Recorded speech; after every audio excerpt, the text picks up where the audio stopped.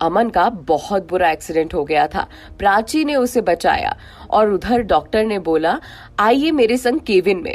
Doctor की बात सुनकर प्राची उनके साथ उनके केबिन में चली गई। डॉक्टर प्राची की तरफ देखकर बोली, देखिए मामला बहुत गंभीर है, इन्हें 2 बोतल खून की जरूरत है, वो भी ओ पॉजिटिव। ओ पॉजिटिव खून मिलना कितना मुश्किल पड़ता है आप भी जानते हो। आप टेंशन मत लीजिए, मेरे खून ओ पॉजिटिव है, आप मेरा खून निकाल लीजिए, प्राची ने कहा।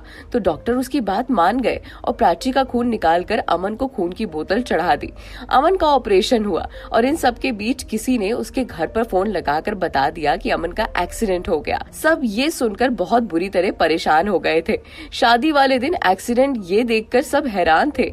अमन की मम्मी तो लगातार आईसीयू के बाहर चक्कर लगा रही थी, अमन की ठीक होने का मिन्नतें कर रहे थे। अमन की फैमिली के आने से पहले प्राची वहां से चली गई और वो बूढ़ा आदमी भी चला गया था। तभी अमन के ठीक होने का इंतजार सब कर रहे थे। इतने में थोड़ी देर बाद डॉक्टर आईसीयू से बाहर निकले तो अमन की मम्मी डॉक्टर को देखकर घबराते हुए बोली, कैसा है मेरा बेटा, और जोर जोर से रोने लगी।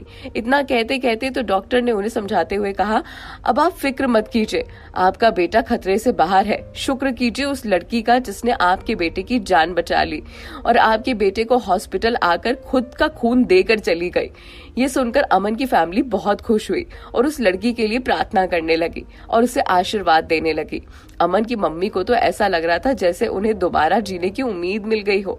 मधु, आरव, रूही और निखिल सब प्राची के आने का इंतजार कर रहे थे। जैसे ही मधु को प्राची के आती हुई गाड़ी दिखी तो उसे देखकर मधु उसके पास गई और टोकते हुए बोली, क्या हुआ, तुम्हारे कपड़े, हाथ, सब कुछ खून के धब्बों से क्यों रंगे हुए हैं, तुम ठीक तो हो ना? अमन का एक्सीडेंट हो गया था, इसीलिए मैं उसे हॉस्पिटल में एडमिट करवाने गई थी। और इतना कहकर खुद चक्कर खाकर नीचे गिर गई। प्राची के गिरते ही मधु की नजर उसके हाथ पर लगी जिस पर सिरिंज के निशान पड़े थे। वो आरव की तरफ देखकर बोली, लगता है ब्लड डोनेट करके आई है अमन के लिए जरूर। इसे क्यों समझ नहीं आता कि ये जिस लड़के से प्यार करती है, जिसके लिए मर रही है, वो लड़का इसे पूछता भी नहीं है और ये उसके लिए अपनी जान दांव पर लगाने में तुली हुई है। आरव ने परेशान होकर कहा। प्राची की तबीयत की बात सुनकर युग भी मधु के घर आया हुआ था। मधु के घर आते ही वो सबकी ओर देखकर बोला, आप सबको पता है अमन का एक्सीडेंट हो गया है? तो मधु युग की तरफ देखकर बोली, हाँ हमें पता है कि अमन का एक्सीडेंट हो गया है, थैंक गॉड वो बच गया। युग चैन की सांस लेते हुए बोला। तो आरव ने मुंह सिकोड़कर कहा, शुक्रिया करना है तो प्राची का करो, उसी ने इसकी जान बचाई है। वो उस टाइम पर हॉस्पिटल लेकर नहीं जाती, खून नहीं देती तो आज उसका क्या होता, रब ही जाने। क्या प्राची ने? पर वो है कहाँ? युग परेशान होते हुए बोला। वो अपने कमरे में आराम कर रही है। ये सुनकर युग भागता हुआ प्राची के कमरे में गया। प्राची अपने कमरे में आराम कर रही थी पर उसकी आंखों में लगातार आंसू बह रहे थे। ये देखकर युग उसके पास जाते हुए बैठा और अपने हाथों से उसके आंसू पोंछते हुए बोला, क्यों रो रही हो तुम? युग को देखकर प्राची एकदम से चौंक गई और अपनी जगह से उठकर बैठी और युग से नजरें बचाते हुए बोली, कुछ भी तो नहीं?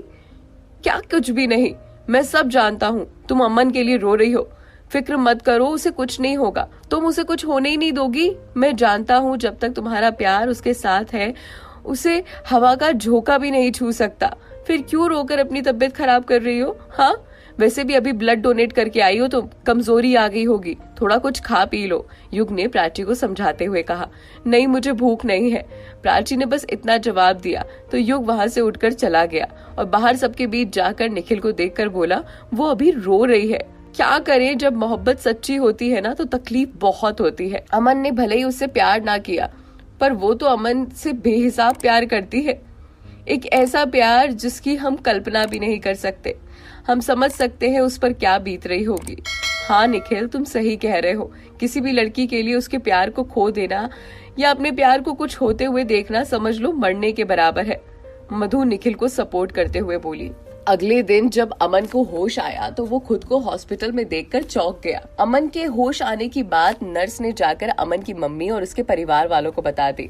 जब सबने अमन के होश के आने की बात सुनी तो वो सुनकर दौड़ दौड़ कर अमन के पास आए और उसके सर पर हाथ रखकर फेर कर उसकी माँ रोते रोते बोली, भगवान का लाख लाख शुक्र है कि तू ठीक है, वरना अगर तुझे कुछ हो जाता मैं तो जीते जी मर जाती। अरे माँ, कैसी बात कर रही हो आप? अमन ने लड़खड़ाती आवाज में कहा। तो पास खड़े अमन के चाचा अमन की मम्मी को समझाते हुए बोले, अरे भाभी ऐसे मत बोलिए, अमन को कुछ नहीं होगा, आप टेंशन मत लीजिए। हाँ भैया, इसे जाने से पहले मैंने 1000 बार मना किया था कि बेटा मत जा, पर इसने एक बार भी अपनी माँ की नहीं सुनी। अमन की माँ रोते हुए बोली, भाभी अभी पूरी तरह ठीक नहीं हुई है इसकी तबीयत, इसीलिए उसे बोलने में प्रॉब्लम हो रही है। आप बाहर चलिए, इसे तकलीफ देना अभी ठीक नहीं है। अमन के चाचा अमन की मम्मी को समझाकर बाहर ले आए। इसके बाद बारी बारी से सबने अमन से मिलने का काम किया और बस प्यार से उसके सर पर हाथ फेर कर चले आए। अमन की तबीयत में अभी सुधार था, पर अभी भी वो पूरी तरह ठीक नहीं था, इसीलिए डॉक्टर ने मना किया था कि ना तो उससे बात की जाए और ना ही उसे बार बार डिस्टर्ब किया जाए। प्राची जैसे ही थोड़ा ठीक हुई तो बाहर सबके पास आकर बैठकर बोली, आप लोग ऐसे मुंह फुलाकर क्यों बैठे हुए हैं? ये सुनकर निखिल ने अपनी नजरें ऊपर की और प्राची की ओर देखकर बोला, कैसी बात कर रही हो तुम? तुम्हें पता है ना अमन का एक्सीडेंट हो गया है। ये सुनते ही प्राची खुद को संभालते हुए बोली, पता है कि उसका एक्सीडेंट हो गया है। तो क्या प्राची पागल हो गई हो तुम? मधु प्राची से चिल्लाकर बोली। अरे मधु, क्यों गुस्सा हो रही हो? उसे कुछ नहीं होगा, मुझे अपने भगवान पर पूरा भरोसा है। वो मुझे उससे मिलाए या ना मिलाए, लेकिन उसकी जान नहीं ले सकते। ये कहते कहते प्राची की आंखों में आंसू छलक आए तो युग उसके कंधों पर हाथ रखकर उसे समझाता हुआ बोला, अरे प्राची रो मत, अमन को कुछ नहीं होगा, वो बहुत जल्द ठीक हो जाएगा, तुम फिक्र मत करो। प्राची जानती थी इन सब की बातों से वो भले ही खुद को दिलासा दे ले, पर घबराहट और बेचैनी उसे बहुत हो रही थी। बहुत प्यार करती थी वो अमन को, और उसकी शादी वाले दिन उसका एक्सीडेंट हो गया, ये बात सोचकर भी प्राची का दिल बार बार घबराए जा रहा था। वो चाहती थी कि अमन की शादी टूट जाए, पर इस तरीके से तो नहीं। इस तरीके से तो शादी टूटने का तो कोई मतलब ही नहीं होता। पता नहीं, पर जाने क्यों प्राची को ऐसा लग रहा था कि जैसे जब जब वो अमन के पास आती है तब तब अमन के ऊपर कोई ना कोई मुसीबत आ जाती है। प्राची के मन में बैठा ये भ्रम कब उसके लिए पागलपन बन गया, उसे खुद भी नहीं पता चला। अब आगे क्या होता है? क्या अमन की शादी होगी या अमन ठीक होगा तो आयशा का क्या हाल होगा? सारी बातें आपको पता चलेंगी। ये एपिसोड कैसा लगा कमेंट करना मत भूलिएगा।